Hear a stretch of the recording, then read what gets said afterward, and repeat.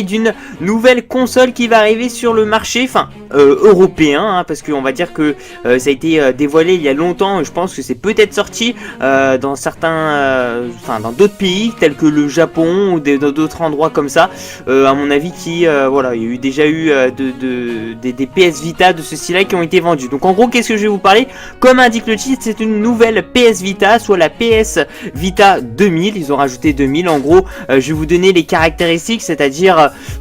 finalement, est-ce qu'il va y avoir de grosses différences entre l'ancienne PS Vita avec la nouvelle PS Vita qui va arriver très prochainement? Je vous rappelle que la PS Vita 2000 a été dévoilée en octobre au Japon et que maintenant tout ça va sortir en France le 13 juin normalement, donc ça risque d'être assez intéressant, sachant que la première PS Vita est sortie en 2011 et qui n'a pas fait un grand succès puisque les gens, on va dire que c'est sorti, on va dire, au moment, voilà, où il y a eu aussi la PlayStation 3 et que forcément les gens se sont plus jetés dans une console